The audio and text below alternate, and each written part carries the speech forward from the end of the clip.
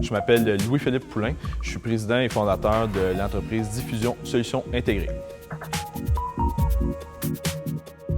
Mon produit Progression Live permet aux entreprises d'éliminer le papier, faire en sorte que l'information est rendue plus vite au bureau, donc permet de facturer plus vite vos clients. Donc, c'est vraiment un produit pour, exemple, des électriciens, des plombiers, des techniciens en télécommunications, des représentants qui font de la prise de commande, des livreurs. Le but, c'est de dire, vous avez du papier qui doit être complété à la main, des signatures électroniques, bien, on peut remplacer ça pour le mettre sur un appareil de type tablette, iPhone, Android, pour que les données soient transférées en temps réel, autant au bureau, mais aussi à leurs clients. Donc, on peut penser, par exemple, tout le monde connaît Purolator, FedEx, on peut faire de la signature électronique sur leur appareil, mais on fournit un peu le même genre d'outils, mais aux PME.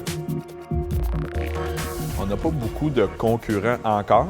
Par contre, nos concurrents sont principalement aux États-Unis ou même en Australie. Donc, ceux qui sont plus présents au Québec ou au Canada, la différence, souvent, ils vont être moins axés sur le service personnalisé.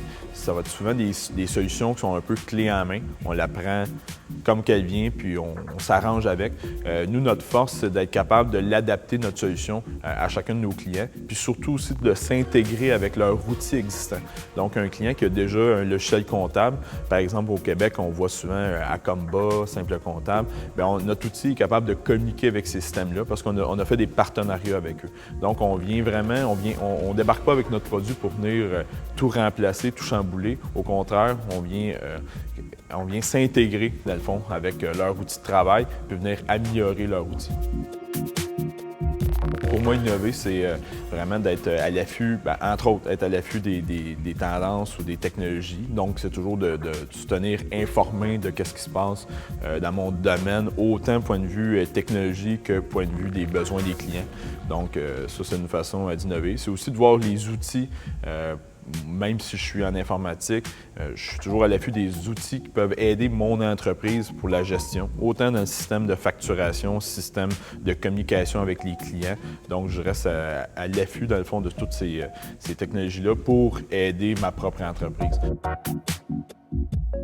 Dans le quotidien, au jour le jour, premièrement, on a carrément une réunion d'équipe qu'on fait sur une base au moins mensuelle pour parler des fonctionnalités que les gens aimeraient avoir dans notre produit. Parce que si on ne le fait pas, on est toujours débordé, il y a toujours plein de choses qui arrivent. Donc, on va vraiment travailler sur les idées et les nouveautés. Ça, c'est une des choses qu'on fait de façon régulière.